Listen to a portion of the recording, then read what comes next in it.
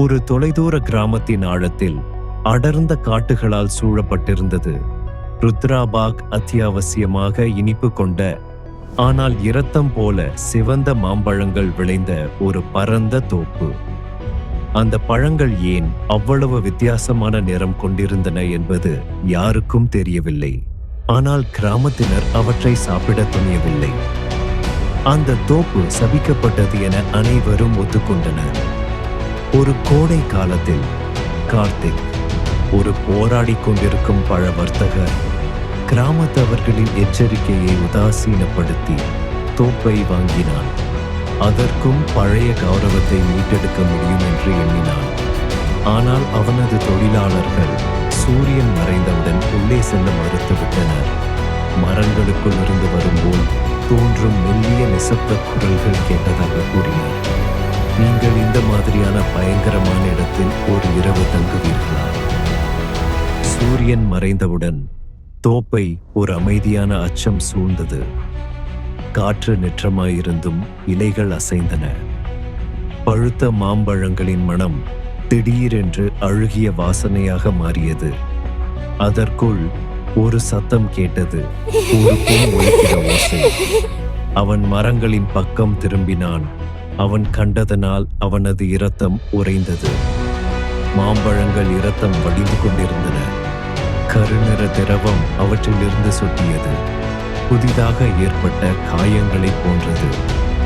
அவன் நிற்கும் நிலம் மென்மையாக மாறியது. கீழே ஏதோ நகர்ந்து கொண்டிருப்பது போல் உணர்ந்தான். அந்த மெல்லிய ஒலியும் மீண்டும் கேட்டது.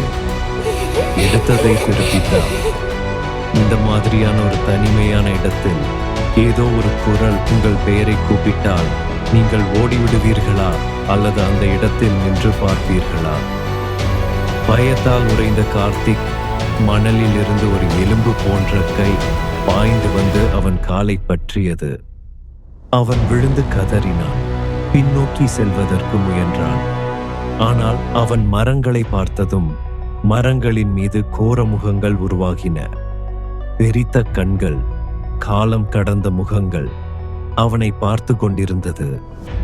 அந்த தோப்பு வெறும் சபிக்கப்பட்டதல்ல, அது எங்கோ காணாமல் போன ஆத்மாக்களால் நிறைந்திருந்தது. கார்த்திக் அவன் ஜீப்புக்கே ஓட முயன்றான். ஆனால் மணலுக்குள் இருந்த வேர்கள் அவனை கீழே இழுத்தன. மரங்கள் கடுமையாக அலறியது. அவனது மேலாக அதன் கிளைகள் நீண்டது. நீங்கள் கார்த்திக்காக இருந்தால் போராடுவீர்களா அல்லது உங்கள் விதியை ஏற்றுக்கொள்வீர்களா?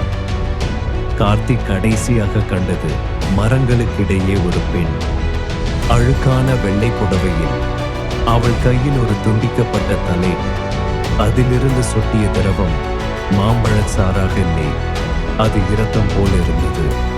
அடுத்த காலை கிராமத்தவர்கள் கார்த்திக்கின் ஜீப்பை தோப்பின் வெளியே நிறுத்தி இருந்ததை பார்த்தனர். ஆனால் கார்த்திக் காணவில்லை. அங்கு இருந்தது ஒரு புதிய மாம்பழ மரம். அதன் பழங்கள் இன்னும் அதிகமாக சிவந்திருந்தன. அந்த மரத்தின் வேர்களின் அடியில் ஏதோ இன்னும் அசைந்து கொண்டிருந்தது. மரங்களில் இறந்தவர்களின் ஆத்மாக்கள் வாழ முடியும் என்று நீங்கள் நம்புகிறீர்களா? இந்த தோப்பின் மாம்பழத்தை நீங்கள் சாப்பிட தைரியம் காண்பீர்களா? கார்த்திக்கிற்கு என்னாயிற்று என்று நீங்கள் நினைக்கிறீர்கள்? கமெண்டில் சொல்லுங்கள். மேலும் பரபரப்பான கதைகளுக்கு லைக், ஷேர் செய்யுங்கள். மற்றும் த கிருஷா ஷோ சேனலுக்கு ஃபேஸ்புக், இன்ஸ்டாகிராம், யூடியூப் இல் சப்ஸ்கிரைப் செய்யுங்கள். நன்றி. பார்த்ததற்கு